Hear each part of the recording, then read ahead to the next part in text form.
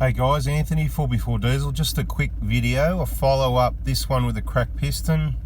Just doing a little bit further investigation because obviously it's got engine lights on, and quite often with cracked pistons you don't get engine lights on. They can come on for different reasons, so we thought it would be wise to have a look and see what this reason is. And we thought we'll just show you, right? So there's the engine light. We've got the scan tool plugged in, and you can read it yourself. Current DTC, diagnostic trouble code, P1238 injector.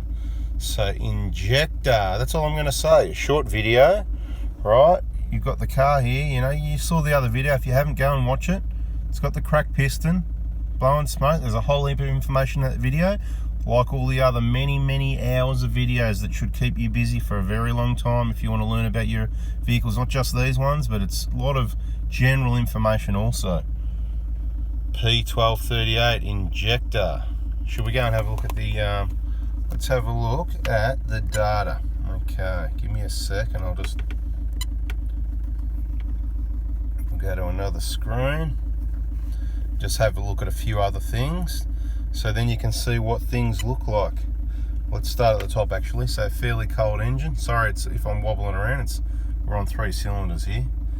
Okay, it's cold engine. You can see the loads jumping up and down all over the place. I wouldn't worry too much about that because it's just running on. It doesn't know what it's doing. Okay, let's go and have a look at these feedback values. It will be interesting. Not worried about too much else because the engine is cold. You can see the injection volume jumping all over the joint, doesn't know what to do. You can see the feedback values. You've got one's obviously that's where one of your issues is. You know, quite commonly it's number 3 or 4 sort of thing, 4, 3.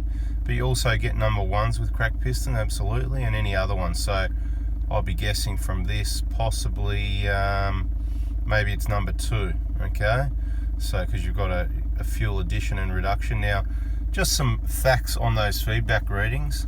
They don't mean a lot on these vehicles a lot of the time, but what they do mean, and what I would like to say, what was I going to say? I don't know, I had a thought there that I was going to say.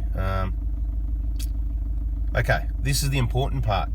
5 is the limit of the software. That's as far as it can go, right? That's the maximum, so it doesn't mean up to 5 is okay. 5 is the limit of what we can read.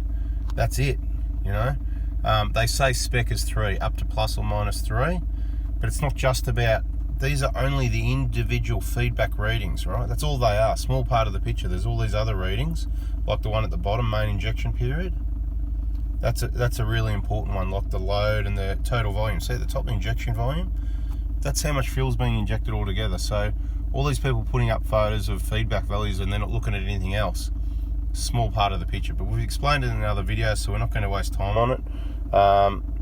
Who knows what piston's cracked really, but my guess, I'd put my money on number 2. Anyway guys, we might find out, we might not. Depends if we're going to be bothered pulling the head off or doing a compression test, because we know from looking at it, the oil it's blowing out, it's a cracked piston, you know. So alright guys, hope that's been somewhat informative for you, and have a great day. Right guys, so this is a bit about simple diagnostics and teaching you some simple things. Hey, guess what, everybody knows this, but look, apparently not. It's pretty basic stuff, but not everybody knows, so that's what we're here for, to help you out. Now what did I just say? Looking at this scan tool, I reckon it was number 2. How did I come to that conclusion? Well, as I said, it's the individual feedback values. So on number 2, adding fuel, that was the number 5, right? It's adding the maximum amount of fuel. It's got no compression, so it thinks it needs to add fuel.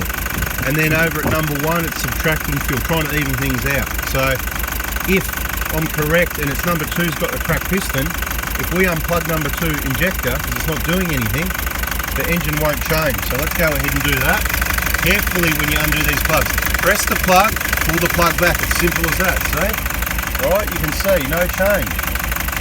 I say, bada bing, bada boom, right? Now plug that one back in again. See? No change.